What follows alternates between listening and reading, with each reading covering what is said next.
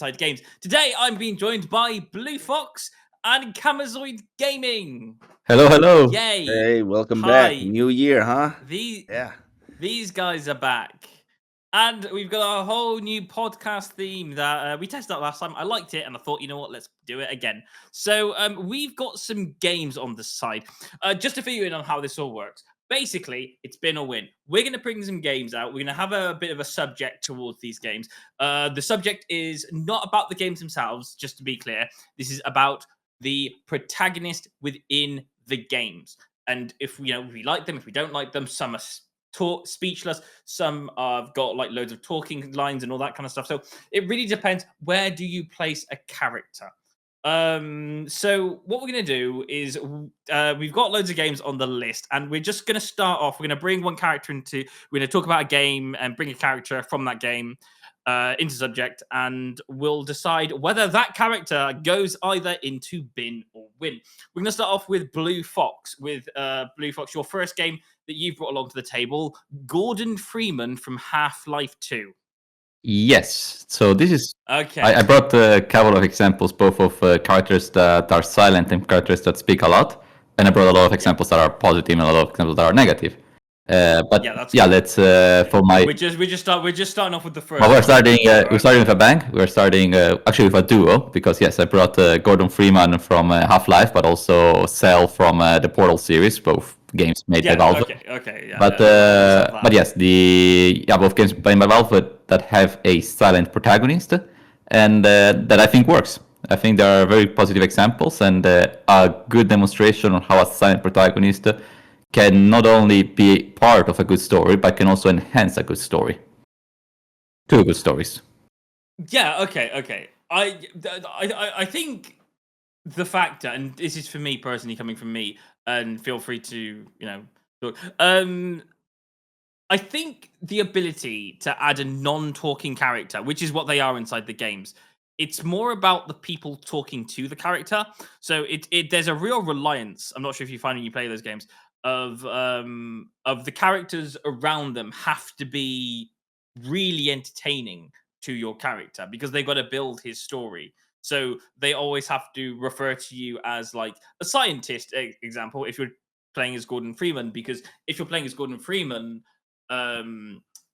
you've got to they've got to get it into the player's head that Gordon is a scientist. Gordon, is this type of character. Whereas when you play as Sal in Portal 2, they've got to refer to you as like a subject or something. If you get my idea through that, yeah. Yes. The thing is that the characters are silent because the surrounding environment is the one that player has to pay attention to, right? It makes lots of noise, in the case of Portal, for instance, you only have one character in the first game and two characters in the second game with Weasley and GLaDOS. And those are the characters that speak and interact with the protagonist and by extension the player.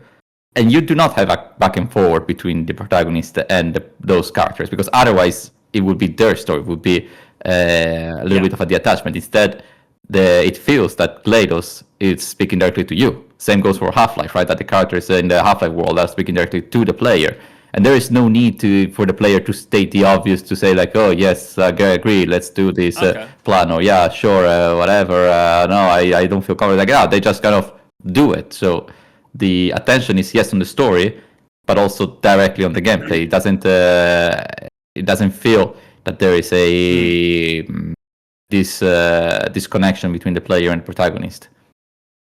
Okay, yeah. So, Camazoid, have you played any of the Half-Life or Portal 2 games? Well, to be honest, I haven't played any of Half-Life yet. That's still something that I am planning on experiencing. Okay. But I did believe I did play like Portal 1. It was like quite a long time ago. I found it enjoyable at times, but frustrating at other times. But I did fall in love and appreciate it with its style of gameplay and putting more focus on puzzles and how you figure things out basically in order to progress through the game. So yeah, I do have like a little bit of an idea on Portal 1. Portal 2 was found it interesting, depending on what Seb said, on having to play as two characters, which I found it quite unique this time around. And it has the option of like, do you play like by yourself with the two characters, or is it like it's a game where you must have like Oh a no. different When character? you do play the two characters, so Sal is the protagonist Oh, inside the main story, but the two characters when you play as a cooperative game, you play as two different robots, and those two different robots Well, also silent. don't talk to each other, but I think it's kind of like also enjoyable because all right. why Blue Fox on you here. Those robots are very comedic comedy. Would you say they're a comedy? Yeah, well, like yeah, it's they are a bit goofy, also in their design, also in their movements Yeah. and interactions. But it is funny because they are also goofy while not speaking, right? So there is a bit of an element of show don't How? tell.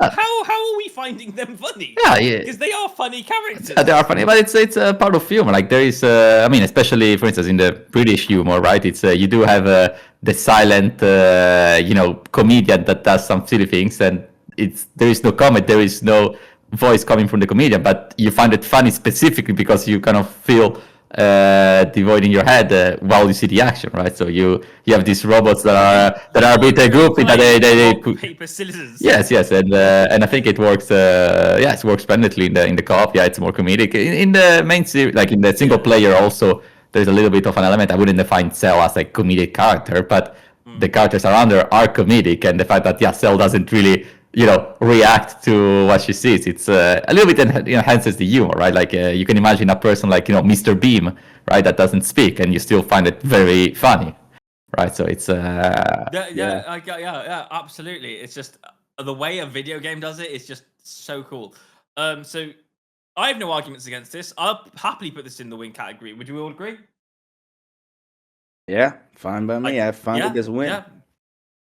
Yeah. Okay. So Gordon Freeman, Half-Life 2, gets to be in the win category. Okay. Let's move over to something a bit more interesting. Now that we've all got an idea of this, we're going to move over to Camazoid's game now. Okay. And we're going to move over to two characters from Camazoid's list. We're going to move to Kratos from God of War, and we're going to move to Atreus, also from God of War. All right. Do you want to explain what God of War is to the viewers? I mean, come on. Who doesn't know? Like, it's God of War. Like, come on. They Kratos, God of should. War. They should.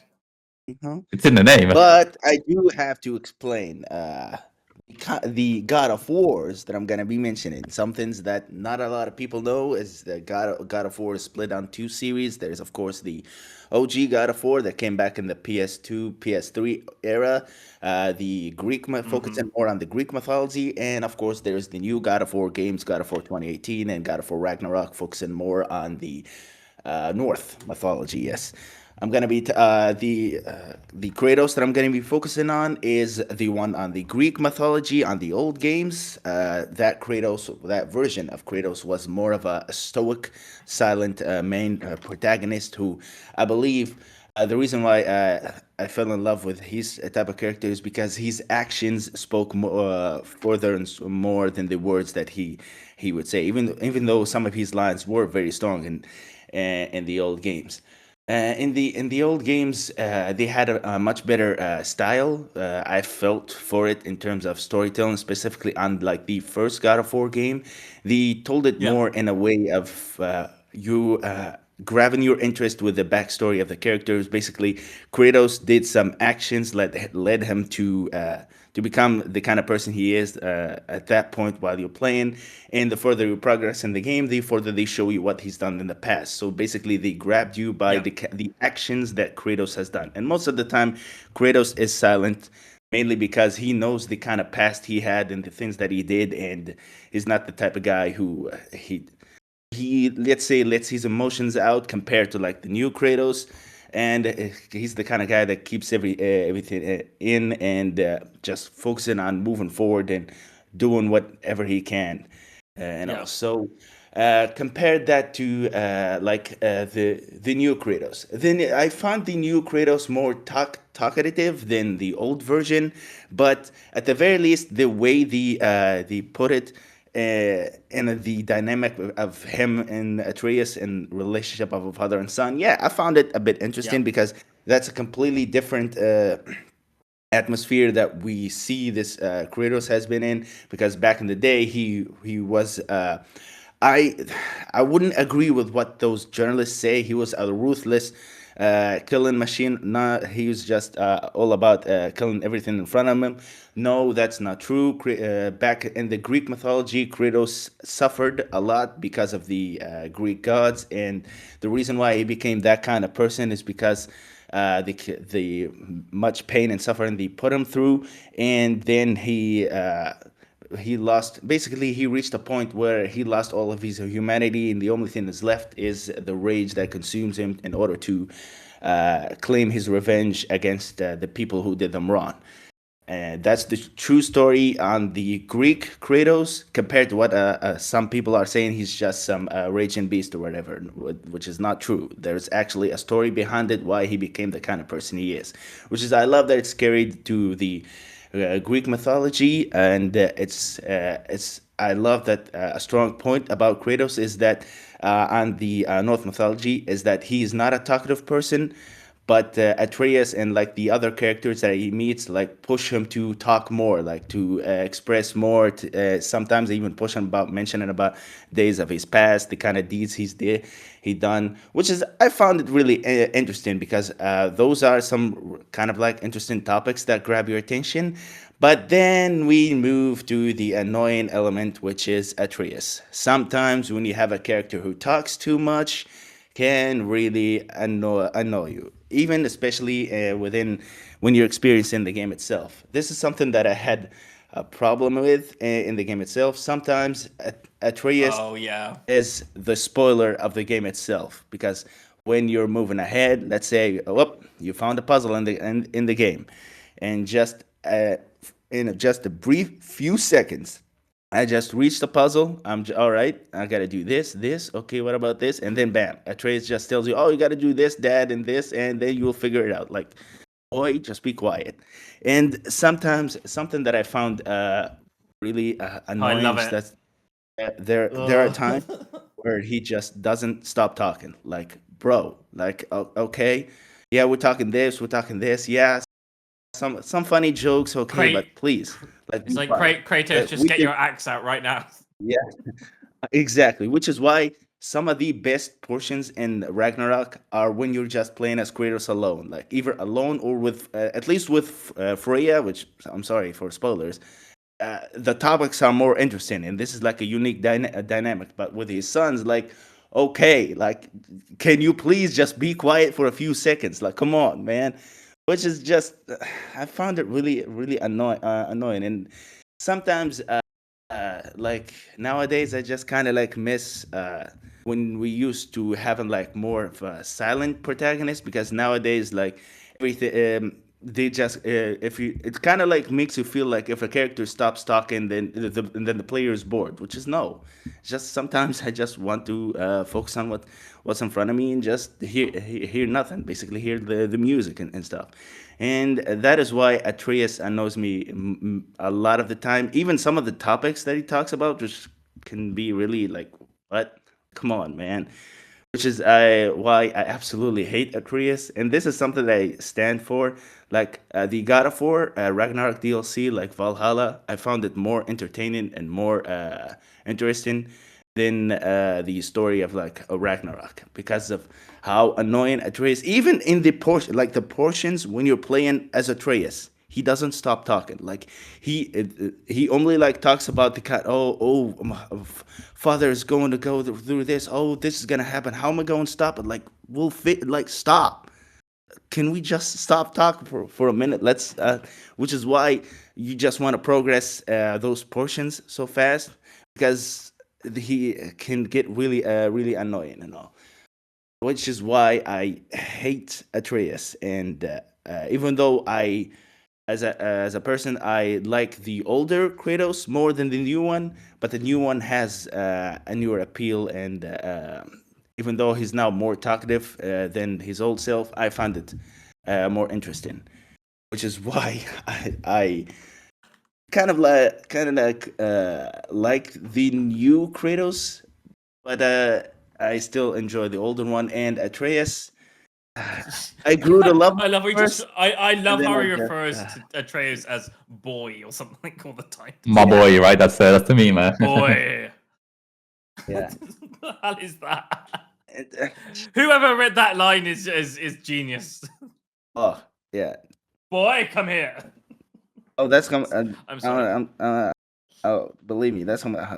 Future me, 10 years from now, I'm gonna give my boy a name and just call him Boy. How? Just play God for 2018. Dad, how'd you name me? You don't want to know, son. You don't want to know. When you're gonna grow up, you'll understand. You'll understand one day. At some Loki. point. Yeah. Right. Okay. Right. One thing that had me on about that. By the way, for you, Kamazoid, would I say the fact that Kratos would go in your win category and the Atreus would go in your lose category? Would you say that? Would that be your thing? You know, so Kratos would go in the win and Atreus would go in the bin. Would that be right? From what I understood, I think yes, but Is he here? What happened there? technical issues. Is there technical issues? Hey, yo, can you hear me now? Hi. Yeah, that was Did fantastic. your internet drop or? Yeah. I think Atreus heard me, man. I think he He heard heard you. It's you talk too much. It's you should have been silent protagonist. Remove you from the call. Kratos, I'm sorry. It's, Sorry. I apologize to Kratos, not Atreus. I'm sorry. You- He kind of hit me something. Bro. you made both the I was gonna do a cut. I'm leaving this in though. All right, okay. you made the Greeks and the Nordic gods angry with these Yeah, comments. man, I Yeah, gotta be that's it, careful, that's man. it. So- I think I pushed it. Yeah. So, Kamazoid, would you be fair to say that Kratos goes into the win and Atreus goes into the bin? Would that be correct on your end? Well, yeah, but after what just happened, I think I'm gonna put Atreus in the win. Because Gods forgive us. Right. Okay. Right. Okay. One thing that had me, and I like games with a bit of chemistry, and yeah, I know. I'm going to go into mine in just a second. But one of the things you said is that Atreus kind of talks about what's going to happen as you're doing it. Do you know what other character talks about what happens when you're doing it? I'll tell you, here's one. And Blue Fox, you're more than welcome to step in on this one. Lara Croft in the old Tomb Raider games, when you're doing the training courses and you get to the edge and she goes, press X to make me do a thing. I was like, what? I didn't play the original Tomb Raider. Have you not played the original? Okay. I only played the new trilogy, which in the new trilogy she's a little bit obnoxious when you're trying to solve a puzzle and you just stay there for like 30 seconds thinking about it, and she's like, we should probably cut that rope. I was like, that edge, maybe I should check it out. Like, just give me 1 second to play the game. Like, it's not that different. It's not. Just let me play for 1 second. Like, for God's sake, I understand if somebody gets stuck for like 10 minutes, and then in that case you want to give them a little bit of a push, but like, it's a little bit on the nose. It's I wouldn't put it neither in the bin category because it's not that bad, but it's. Is it similar to in the old games where it should be like? Again, I didn't play the old games, so I'm not too sure. But that ledge looks climbable. Yeah, but basically yes. I just recently played Rise of the Tomb Raider, and it's a little bit obnoxious. No, it's not too obnoxious, but it's a little bit obnoxious when she thinks out loud because like just let me play. I get it. It's a linear game. If you found that obnoxious, believe me, don't play Horizon Forbidden West, bro. Because if you stay standing for just a brief second, the main character is just gonna spoil the whole game for you. Like you get, it annoys the crap out of me how much she talks. And if I reached a puzzle and I just so what I'm gonna do this, and then that should that you do that. I just stood for 10 seconds. Oh no, maybe if I can open this door, then I can find stop. I want to open it. I want to figure out myself why do you have to say everything? Like, that's why I absolutely despise Forbidden Horizon Forbidden West. Like Oh. okay, I think I jump into your part, Blue Fox, because I think if I'm gonna keep going, Oh, I'm go, ready go, to go, yeah. so yeah. Yeah, but Back to you, Sam, sorry. Right, okay. My game now, because I want to choose to put a game either in a win or a bin category. I'm going to start off with my friend. I've written some more down since we started talking, and I'm gonna do this game. Sean and Daniel from Half Life. Sorry, from not from Half Life. That's a completely different game altogether. From Life is Strange 2. Has anyone played that game? I might be the only one of us. I think you are. Yeah, I might be. I like the one reason why I want to play that game is because there's two, and they have such a chemistry together. They play as two brothers, and I do you know what? I'm gonna say this. Has anyone played? Okay, I'll just clarify. Has anyone played Life is Strange 1? I haven't, no. No, okay. I prefer them to Not really. Max, which is probably a very not a very good fan thing to say because I think everybody loves Max, but I generally like the fact that two brothers that kind of somewhat get along with each other, kind of don't at the same time. But it's there's a protective thing. But okay, so basically the game in a short term, well, without spoiling too much, you play as Sean, yeah, and Daniel is your character's brother who's younger, but he has superpowers. So yes, you play as the character without superpowers, but your brother has superpowers and he can move stuff with his minds, and it's crazy of where that actually takes the story. I like them, but I like them for a fact that I like characters that have a bit of a bond with each other because they can bounce off each other throughout the story, and you see them grow together. I mean, there are quite a few games like this. Like for example, if you've ever played A Way Out, that also follows a similar pattern as well. So I kind of like protagonists when they bounce off each other and they communicate with each other. For me, I'd say that for me, and that'll be my first game that goes into my win pile. That's Daniel and Sean. Okay, that was fun. Now let's get on to something a bit more interesting. Blue Fox, I'm coming to you next, but the reason I'm coming to you is because the next game that I'm going to mention, Yes. Is it one of is a game that one of my is the examples, game or that I is one of your examples, but it's a game that I originally had in my examples, but I took it out when you said it. So this is from both of us. Fallout 4. Oh, yes. Oh, this is gonna be fun. Okay, Yes. this is what we've been waiting for. Okay. Okay, sure. Um, Yes, when we were organizing this podcast, I mentioned Fallout 4 as a negative example for a talkative character. How dare! And now I'm gonna spend here 5 minutes, half an hour, 1 hour, whatever it takes to explain why. The thing with well, I'll keep it brief. The thing is that every Fallout game before Fallout 4 had a silent protagonist. So that includes the two isometric asymmetric games, Fallout 1 and 2, and Tactics, but also Fallout 3 and Fallout New Vegas.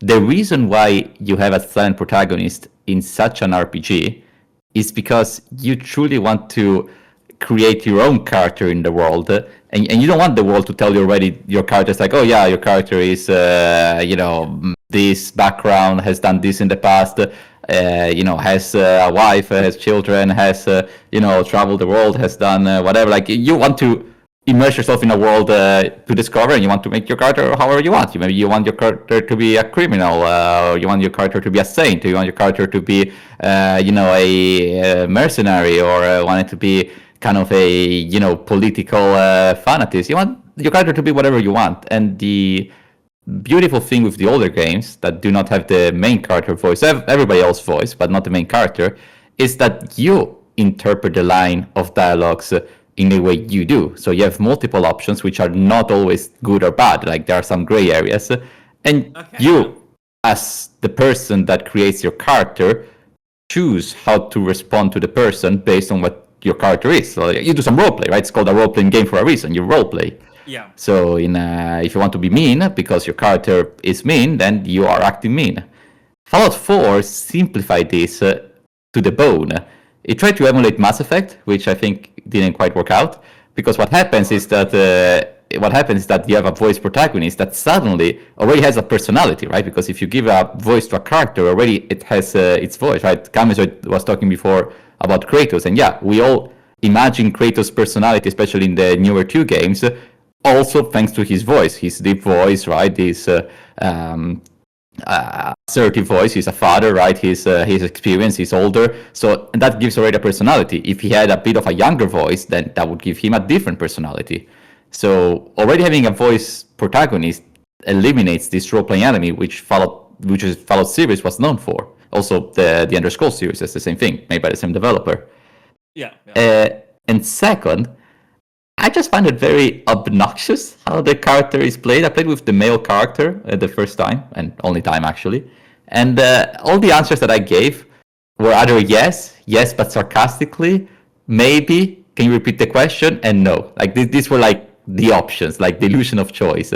And even like when I answer sarcastically, so I wanted to say, okay, my character is still good-hearted, but a little bit mean. Like they felt very cheesy, the lines. They felt very like Hollywood-esque. Like nobody speaks like this. It's a little bit unrealistic. It doesn't feel comedic. Like in the older Fallout games, you did have sarcastic answers, but like since you read them, you imagine in your head how they would be pronounced and how would they be said. So that gave a little bit more content. Instead, in Fallout 4, if you want to be sarcastic, it's the voice actor. I think it's not that the voice actor is bad per se. Probably he's a very good voice actor in his in his job. But the problem is that the Fallout series, in my opinion, did not need a voice protagonist.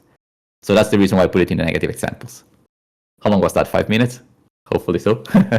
Yeah, that was right. No, okay. I can see exactly. Yeah, I can see where you're coming from. The Fallout 4 is a very right on the fancy game for me whenever I talk about it, because there are certain things on that game where I will kind of agree with you in certain areas.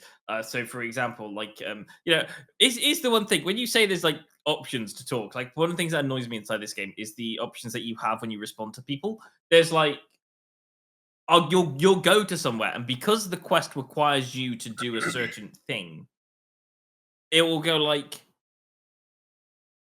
you'll go to a situation and your character will have to reply as yes, but it won't say how you reply as yes. It'll say like, you can say yes in a kind of like a not so like you can say it in a sarcastic way. Yes, you could say yes as in just a normal yes. You could say it as a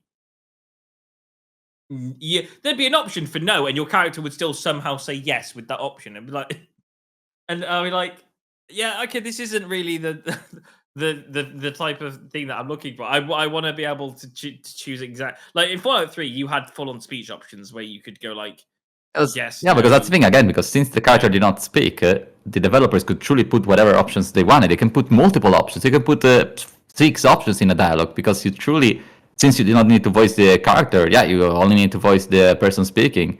Instead, if you have a voice character, you do have to limit the options. So you either make a linear game, like God of War is a linear game. There are no options. It's not an RPG, so it makes perfect sense. Uncharted and The Last of Us and Tomb Raider and whatever. Like there are sort of games where there are no options, and thus, yeah, a voice character makes sense. But then suddenly, if you're playing as an RPG and you really want to build your character, it breaks the immersion. It's a pity because, yeah, again, you answer yes, but sarcastically, maybe repeat the question. Like these are the options. Like it's obnoxious.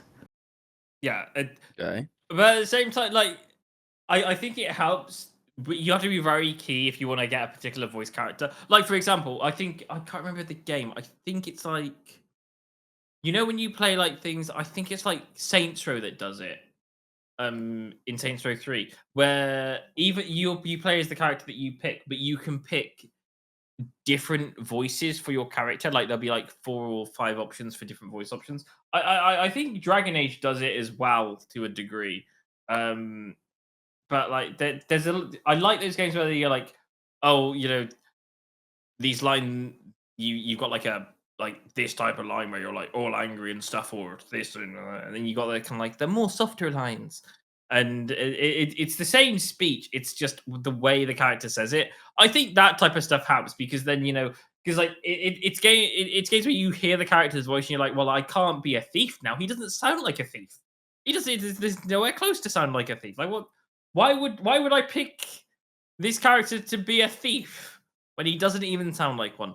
At the same time, though, I think of where Fallout was in 2015. I think it was just kind of the common that you could be in a position to give characters voices, and that was kind of the thing. And it would be like I think the idea was behind it was to make it easier for the player to understand what your character's saying by making them do the talking instead of having to read everything all the time.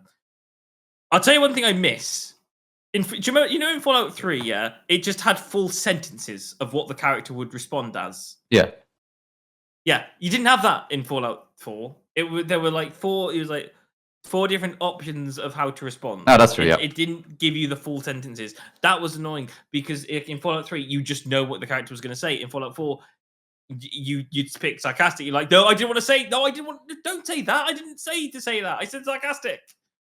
No, that's true. That's also Yeah. a detriment. And again, it's due to the voice act. Well, it's not due to the voice acting. They could have put the whole line of text, but still. Yeah, I think Blue Fox. It's more on you could say the line delivery, like the way he delivered the line, which is it doesn't feel like the way that you thought it's going to be. So I believe it's like something like that. And Yeah, and but I see it a lot in some of the video games. Have we lost him? I'm We afraid. haven't just lost him again, have we? I think so. Come a second. Come on, I'm back. Oh, Okay. there we go. You're back. You're back. Lovely. Good. Kratos, stop, please. I'm sorry. Kratos, seriously. Damn. Anyway, sorry. We'll put we'll put you on the thumbnail, Kratos, Yeah. to allow the you second to. time now. Anyway, I was just talking about some of the games where they give you like options to choose like what you're going to say, and then you pick something and it's written something, but the way that the character delivers it just sounds completely different, which is something that sometimes I find it really annoying. Like you read that the character is going to say this line. Why are you making him deliver this? Yes, the same line, but sounds differently, which is I find it really annoying. When some games do that. Yeah, also because it also has a direct effect on the gameplay, mind you. Because if your character says, if you want your character to say something positive, like affirmative, but they say it in a tone voice of like, yeah, I agree, or like, yeah, I agree. Like it has a different meaning, right? It's you're saying the same words, but with a different tone. So suddenly, if you want to roleplay, again, this is a problem for Fallout 4 because Fallout 4 is a role-playing game. So it is very important what you say because you are role-playing. You're not playing with a already built character. In that case, you truly do not care because, Kratos is Kratos. Your Kratos is not different from my Kratos. It's not different from Zeb's creator. But in a game like Fallout and most RPGs, then yes, the character that I built is different from your character. So if they have both the same voice and they both deliver the line in the same way, although we meant different things, then it's not the end of the world, mind you. It's not that breaks the illusion of an RPG. But in my opinion, it does have a negative effect. So for that reason, it's a bing for me. All right, okay. You know what? I can see where you're coming from, and I will put that in the bing category because I think you do hit it on the head. And it's not saying that Fallout 4 is a bad game. I mean, it's a I like the stuff you can do inside it. The game's massive. There's a lot of stuff you can do inside the game, and it's a really good, fun game. It's just a shame that they didn't give you like. I think would the game have done better without a voice character? To be honest, quite possibly. I think it would have worked better just having no voice. I say that, yeah. Mhm. What do you think of Starfield? Didn't play it, so I don't know. Haven't played it. Okay, that's a game that we should have brought up. We should have. Okay. Well, you can read it. Starfield. The Starfield is a game that is gonna be inside one of my versus mode videos next. All right. Okay. Basically, because a lot of people said that the protagonist shouldn't talk inside Fallout 4 when they made Starfield. They did just that. They didn't make your character doesn't talk in Starfield. Yeah, that's something I will. Is that a good carry or over. is, It's is, been is, fun. is, is that a good or bad thing in Starfield? Oh, I don't know. I don't know. It feels weird. It feels weird. Okay. It doesn't feel like Fallout 3 non-talking, which is kind of a bit iffy. But yeah, it's I don't know if I like it or not. Anyway, that's something I need to make my own video on. Right. Okay. Okay. We'll move on to the next game. So here's one. Camazoid. Moving to you next. What's up? Mhm. You've mentioned Dante twice. Oh, What? yes. Why have we made that? Why have you mentioned Dante twice? Well, Well, and for those of you who are watching, Dante is from Devil's May Cry, so Camazoid is probably going to be really passionate about this because I know that's a series he likes a oh lot. yes, and a little bit of some lore here regarding why Dante is picked twice. There was a time period when Capcom decided to do something absolutely stupid, which is to reboot this series, like basically restart Devil May Cry from scratch. Which means creating a whole new character, which was their biggest mistake.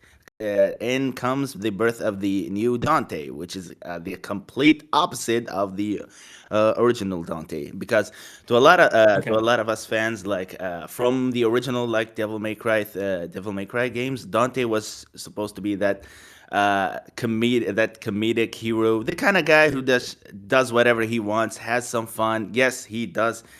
He knows the things that he has to do, and the villains, the evil people that he needs to stop, and of course the demons that he needs to kill and all. But he does it in a way that's just kind of like it sometimes can be a little bit childish. He just the kind of character who just wants to have fun. Like he loves it's those kind of people. Like I love my job because I have fun. So he's that type of person, just all about party, having fun. Yada yada yada. And that's what we loved about him. His quirky lines, his cheesy maneuvers. He's of course the gameplay as well when playing with him. And I'm talking about specifically like Devil May Cry 1, 3 and 4. That's the Dante and of course the fifth game. That's the Dante that we love. And I'm not gonna mention Devil May Cry 2. That was. You can say sometimes when you're going on the road, sometimes you just slip, going the wrong way, and then you find yourself back in the right way, which is Devil May Cry 2 is something we can't talk about. But then Capcom, for some reason, decided to, you know what, let's reboot and recreate our legendary character, beloved character, and make him 20 times worse. Make him become the most hated character because he went from looking absolutely looking like a unique but different protagonist to now looking completely those emo kids like who love absolutely rock, does a lot of bad Yes. things, and like that's not the man that we love. They took away all his cheesy lines, the way that of course he delivers them in a sarcastically humor way, and now they feel more weird and just out of place compared to like the OG Dante, just was all about having fun. This new Dante is just all about ruining the moment for me, which is absolutely stupid. Which led me to the point of sometimes when you're rebooting a game, it's you have to take inspiration from the character that the people grew loving and put it into the new character, or let's say when you're recreating him. This is an example done well with the Metal Gear Solid series. Like Metal Gear Solid had like a Snake, one of their most beloved characters, and of course Right. Big Boss. And the kind of like did something else, like with I believe Metal Gear Solid 2, like introduced a new character, Raiden. Of course, wasn't beloved at first, but then decided to stick with him. Came back in Metal Gear 4, built him more up, and gave him his own style. because it kind of like felt more like, okay, this character, we gotta give him his own thing. We can't make him the new version of Snake. How about we keep Snake and we give him his own thing? So, which is why Raiden now moved in more into the hack and slash, like with the sword and stuff. So they build him up into the, of course, the game Metal Gear Rising: Revengeance, where he became like an icon now. Compared to Dante, where you took a legendary character, you build him up to be beloved, you build him up to be someone funny, sarcastic, and of course there's also some depth to this character, and you just threw all that away and decided to just change it to some sad emo guy, hated, and just make some of the worst quirky lines ever. Now, of course, a little bit of thanks. The game itself was okay, decent. But the characters, this is DMC, like DMC Devil May Cry, the one released in 2013. Is that one game where the story and the characters were bad, but the gameplay was good. Like, you have fun playing, but you don't want to play because the story is bad, the character is bad, and like it's those. I don't know if you guys ever had the experience where you don't want to know what's going to happen next, but you just love playing the game. Like, the game's just so much fun, but I don't want to know what's happening next in the story because the story is not interesting. The characters are bad. It's the kind of feeling like you're having fun, but not having fun. Like, Oh, no, it's I had the opposite. I had where maybe the gameplay was not so interesting, but the story was nice, so I followed the game through. But the opposite is hard. really? Like- Not for me. Like Mafia 2, for instance, would be an example for this. Okay, explain Mafia 2. Like Okay. the gameplay of Mafia 2, it's rough on the edges, but the story is quite nice. It's right. Yeah. It's you constantly drive in an empty city to go from quest to quest just to drive to another place, and then the fight system is alright, but nothing extraordinary really. And then what do? You usually drive away. Period. That's every quest in Mafia 2. But the story was nice, so I did finish the game. But the opposite, to have a nice story, to have a bad story but a nice gameplay, I don't know. I don't have examples like this. Not that I can think of. Is it a nice story, but what was it? Nice story, what gameplay? What was it? Bad? Good. It was a nice gameplay but bad story. Yeah, Like, that I don't want to nice- play because of the nice story, but game. I want to play because the gameplay is so much fun. Oh, You know, it's, trying to think. Bad story, good gameplay. yeah. Assassin's Creed Black Flag. Really? fair enough. I really love the story of that game. It's very beloved. I would say Just play the game. I see. I'm a pirate. I'm gonna do what pirate people do. maybe Assassin's Creed 3 has a bad story. I think it wasn't. At least I remember it not enjoying it, but the gameplay was nice. It was, That's a good story. I'm sorry, Assassin's Creed 3 is a good story for me because, like, okay, the characters inside it, the character you play as. This is a very good thing you brought up. Connor, the character you play as. that goes into the bin, eh? I get who he is. I get what he's doing. Wait. I just think he's a bit boring as a character. I don't. He goes to the bin to me. I did not like it. He always said something. He always had to comment on stuff. It's like, oh, but this is unfair. It's like, oh, you're an assassin. What were you thinking? Like, it's the world is unfair. Get over it. It's truly tremendous. But I've never heard anyone say father so dull in this. it's but this is beyond the examples, I think. No, I include this one. I include Connor. It's been a while since I last played it, so to be honest, maybe Yeah. No, honestly, I just think like well, when it comes to playing Assassin's Creed 3, I love the gameplay. The gameplay is great. I think the story is great. I just think the characters are just a bit a bit rough around the edge. I like Hathan. Hathan's a great character. He's got some evil intent inside him. I love the fact you can feel that and know the evil intent. Connor is just like, I want to be an assassin. Okay, well, good for you. I don't relate to that. Not as much as I related to people like Ezio. Ezio was living marvelous as a character. You grew up with Ezio. I don't know why they stopped doing the grow up with a character kind of thing, because Oh. I liked Assassin's Creed when they did that. I don't know if you guys felt that or not. Yeah, Assassin's Creed 2 had a nice protagonist, in my opinion. You play Ezio in 3 different categories, where he's like young, what I say, middle-aged. Was he in Brotherhood? Middle-aged? Yeah, he was a bit older in Revelations. A little bit older, yeah, and then yeah, in Revelations he's like, don't mess with Ezio. He's pro now. But he's like pro, but he's old as well. He's like, he's too good for continuing the story. He's in his professional stage in Revelations. I mean, to be fair though, what's his name? Who's the other guy who plays in Revelations? Altair. Altair, yeah. Yeah, well, he's old. He's like 90, and he's still an assassin. He's like, what the hell is going on here? Well, He's crazy. I can tell you what, Seb. I can tell you something that my sister would always tell me. Even though this line would sound a little bit out of topic here, but age is just a Better number, be my good. friend. Like, come on, Resident Evil 9 is coming up, and Leon is just 51 years old, and he's still moving like 20 years old. At this point, just age is just a number. That this guy looks insane, moves insane, and he's 51 years old. Yeah.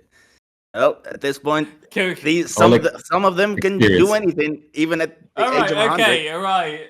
Okay, we called it. Okay, Kamazoid. I'm picking a game for you. Okay, you ready for it? All right. You okay with this? Okay, Joel and Ellie. Do I need to name the game? No, you don't have to. I don't need to name the game. Where are you placing these people? This is for you. Okay. I know you have opinions on this. I know you do. Now, hear me out on this. Yeah. I'm hearing you. This gonna sound a little weird. If we're gonna be talking about Joel and specifically Ellie, of the first game when Ellie was like, I believe 15, Joel was 50 or 48, something like that.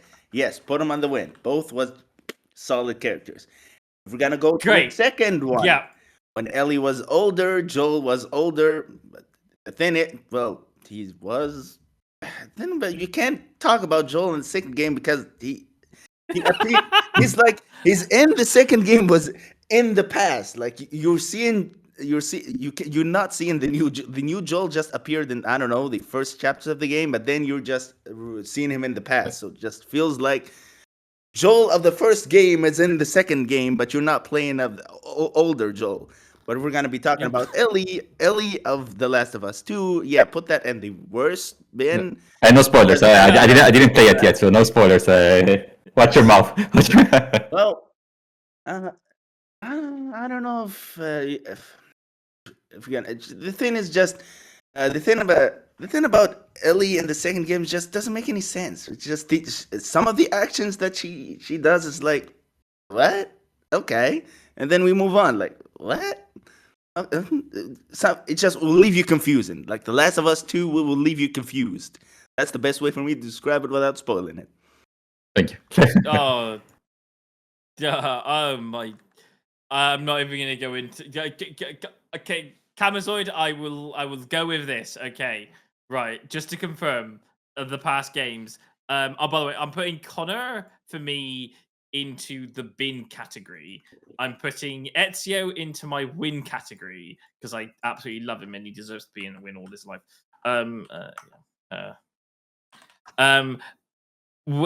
Joel and Ellie from The Last of Us 1. That's going in that's a win. Joel and Ellie from The Last of Us 2, for reasons we can't talk about in front of Fox. Just put Ellie. Joel in the second game is just he's there, but not there. Just Ellie on her own. Yeah, without Joel. Ellie. Sorry, Ellie, you're going in the bin. And then Dante, the early Dante is going in the win, and then Dante from the reboots. Just call him. Is it the reboots? Call him Dante 2013 because. Dante 2013, yeah. Because he's the kind of thing that's spawned in an era and just died there. Like he spawned in 2013, died in 2013, and never to be mentioned or talked again. It's just kind of like remembered as a myth. Sorry, Dante. It's okay. The forbidden memory. Yeah. Okay, we have about time for one more game. That's why the like the era of like from 2000, let's say from 2010 to like 2017, it's known as the era where of the forgotten era, the forgotten Capcom, when Capcom just completely just been doing all of making so many Yeah. mistakes, like the forbidden times of Capcom. Like we do not want to talk about that period when just they have been making so many wrong moves and all, and which is why now you hear a lot of people talking about Capcom and many games that they're releasing, because now they're actually listening to the fans and they're making the right choices, which is why now they're very successful compared to that era. Right. For now. Yeah. Okay. We'll go over this at the end, but we'll have a time for one more final game. We'll go over to Blue Fox. Blue Fox, there are two more left in your category. Which game would you like to have as your last game to mention? Let's see. Which one's going to be more fun to talk about? How many examples do we bring? I have the feeling that we brought a lot of negative examples. I think we should bring some positive examples, maybe. It's well, to finish it off. It's actually pretty even, to be honest with you. I'll name all the games at the end. To be well, okay. I'll bring a good example of a character that does talk. A character that, if he did not speak, I would be not loving that character as much as I do, which is Kazuma Kiryu from the Yakuza / Like a Dragon franchise, which it's a series that I bring basically every podcast. I'm sorry, I play like 10 games, so it's Hey like man, it's fun. Hey man, we got Seb calling me the Elden Lord around here, like right. It's everything, so it's the pool of players. It's always. Well, I mean, let's just face it. We have our favorite games, and yours is Yakuza, and it's but okay. But quickly to explain it. The character in Yakuza talks. It's voiced. It's voiced not in the older games, but now in the newer games, it's also voiced during like the side missions. Before it was only voiced in the main, in the main content. But even then, like even the side missions that were not dubbed, he would still talk. And I believe it's a character that is worth listening to. Like it's like many characters in video games might feel a little bit obnoxious because they know it all and they are so better, and maybe even if we do like the character, we might be like, okay, but I don't want to truly hear your opinion about it. Like I know it's good, but when I hear Kiryu talk, especially to other characters like a mentor, I truly feel it. I truly feel the character as no other character in the video game series has ever done. Like it's I treasure his words to this day to older games, and yes, I think it's a very powerful example on how a character that speaks and has things to say that are not only like, we should grab the rope because we have to go to the ledge, but it's more of like, hey, I'm listening to somebody's problem and I'm trying to solve it. Yes, there's a lot of punching people in the game, but after the punching people, he's like trying to bring reason to the people he punched, and usually works. And it's a character that I like the fact that he's voiced, both in the older games main content, but also in the newer games in the side missions, especially Yakuza 6 has all the side missions that are voiced and dubbed. And even if they are a bit silly, even if they are a little bit side content that you might think, it's not too important, the fact that it's dubbed and the fact that he brings a lot to the table, it's something that made me appreciate the series even more. So some good examples to finish off this podcast, I think. Lovely. All right, let's just go for a full-on roundup of everything that we've... You know what, actually, I think we've got time to push one more game into this. So I'm going to squeeze one more game in. I'm going to go one more time back to Camazoid, because you've still got two more on the list. So I'll see if I can squeeze one more of them in. I think I'm going to get... I'm sorry if I cut you off or anything, but I'm going to bring in just one last character. The reason why I'm going to mention... You go for it. One, this is not a very known game. It released back in 2005. God Hand. The main character is Gene. I really hope that a lot of people going forward would take can't say this for sure, but at the very least I hope that we can return to some games where the main character is just all about fun. It's just quirky, sarcastic, just make some jokes and all, because we're getting so many stories where it's just too serious. The main character is either stoic or a farmer most of the time. That's a new thing that's going around lately. And just kind of miss like when characters just goofing around and making fun of the enemies and when you beat the crap out of them and all, which is something that God Hand is. Like you play as a goofy character, and the story is just about how story is just fun. The story is just out there to just make you laugh. And I kind of like miss when when there are characters like that in games that just are about making you having a fun time, challenge you, of course, and just giving you some really a good time as well, just some good laughs, and also that's the kind of character Gene is, like someone who uh, he's moves he in terms of like in the game itself, like the way he moves, the gameplay itself is really fun, but the actions he does, his goofiness, it's just it has a lot of charm, something that kind of like is missing nowadays. No, so which is absolutely love about him. He's not a very he's a character created from, of course, Capcom, but he's not very known because his game didn't succeed that much. But he's those hidden gems, where like a character that's not known a lot, but he is very beloved even in the small community that knows him and all, because of his character, his charms, his characteristics, his goofiness, something that's just missing nowadays. Just all about serious and stuff. And just like, come on, man, like, we gotta have get some laughter in, even. Well, I I don't agree. want to make it a little real, but sometimes you just gotta miss those goofy characters. I believe in the Yakuza game they also had like some goofy. Yes. Well, Yakuza is just it's all over the place, which That's is true. absolutely It's very what I cathartic, but love. it works. Yes, it's absolutely, like you can see the developers enjoyed making the games, and yourself enjoyed because the developers enjoyed it. Something that sometimes with corporate games Yeah. you kind of feels like this game was made just to make money, and then you already start with the wrong foot. Yakuza games, they always crack your laugh in absurd but sometimes relatable situations. So it's quite fun. Oh yes. Yeah. Well, for me, that's something I absolutely. I wouldn't say that it's absolutely gone, but it's kind of like you can say like one out of a 10. Like when a game actually gives you a character, it's just goofy and fun and all. And when it's most of the time it's just serious and everything. It's just like it's time for a bit of a change. I wouldn't say like a big change, but Yeah. let's try something new, something like that. Well, that's for my last game. Something classic and well, actually something that I really loved about this is just well, most of the games that I mentioned are pretty kind of like very old, and I don't like talk about many games that like released at this generation at all. Even though many games released this generation are really good, but I still prefer the aesthetics and the games in the past more than what's releasing now. Something something actually like came to my mind when hearing you guys talking about Fallout. Just I'm still like thinking about this idea, but do you guys like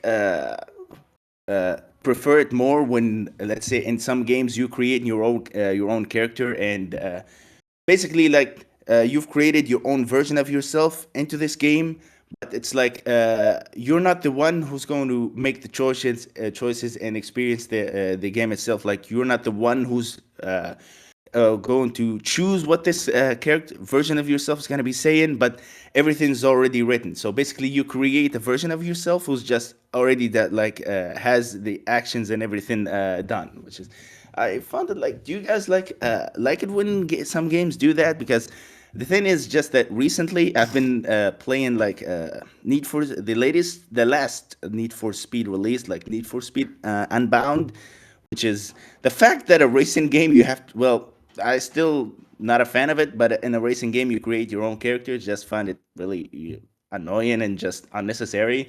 But I created my own version of myself to be like the best racer in this game. And now I'm driving my car and I'm doing some racing. And why do I find my main character talking about politics in a racing game? Like this game just left me confused. I'm here trying to to race, escape the cops, build my reputation as the most wanted, and I found my character talking about politics or talking about anime. Like what? this is a racing game. Like, why is my character talking first? Like, what? So, what I'm trying to say is, some games they give you the choice of creating your own character, but the things that the character that you created or the version of yourself that you created has already been given to him. Like, you can't control what that character is going to say, which is like when I ask you guys, like, do you find that something like you like or you don't prefer? Like, if you're gonna make me create my own character, at least give me the choice of what I'm going to say, so that way I feel like I have the power, compared to like just create your character and he's going to say everything on his own, like it's already written and and all. I found it like an interesting topic and all. I would say that's definitely a thing I would agree with. I definitely like to put myself inside a video game world the best I can. If it's though I'd like to say it's not just that. It's kind of like the what I would be and who I would want to be and how I would look like if I was born into that world.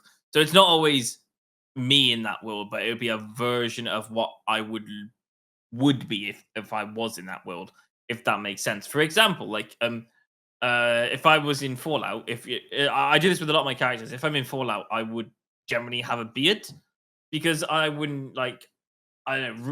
Realistically, I think I'd be kind of a survivalist type of person who would go around in Fallout just trying to be a survivalist. So I think I'd just have a really scruffy beard if I was in that game. So that's why I would give myself a scruffy beard because that's what my character would potentially look like if I was in the apocalypse.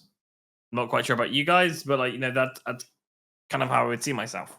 Well, this is would be a topic for a whole new podcast, but yeah. Oh yeah, no, absolutely. We should definitely pass this on to a different. But just as a quick, let's say, teaser, maybe. Yeah. But yeah, for me, I used to make characters in RPGs similar to me when I was like younger to video games. So like in my high school days and whatnot. But now I do like to make them as different as me as possible. So I do like to fool around, and for that reason, I do appreciate when I create a character and I'm given the options to dialogue how much I want, because if I can create a character but the character it's a linear character, then I don't see the point of that. At that point you might as well just give me an already built character. But maybe this is for another day, because he plays a Fallout with a mohawk. It's maybe for another podcast. Right. Okay, let's just go over with the games that we have just mentioned, and we'll just give you a quick lowdown. Inside the win category for today's episode, we have Gordon, Freeman, Sal, Kratos, Sean and Daniel. We have Joel and Ellie from The Last of Us 1. Ezio, Dante from the Devil May Cry, the pre-series. Sorry if I get this pronounced wrong. Kairu from Yakuza, and Jean from God Hand. So, did you mention Gordon Freeman from Half-Life? Yes, I think if I didn't, then I'll say it again. Gordon Freeman from Half-Life 2 and Sal from Portal 2. So just in case I didn't mention those ones. And then inside the bin category for today's episode, we've got Atreus from God of War. We've got the player-created character from Fallout 4. We've got Connor from Assassin's Creed. We have got Ellie from The Last of Us 2, and we've also got Dante from the Devil May Cry reboot. So there you go. Hopefully you enjoyed the podcast. Tell us what games would go in your win category. Hey, welcome back. New year, huh? Put them in your bin category. So tell us what your thoughts are. Let us know, and we'll see you guys in another Jumpcast, bin or win or whatever we do episode. So catch you soon. Bye.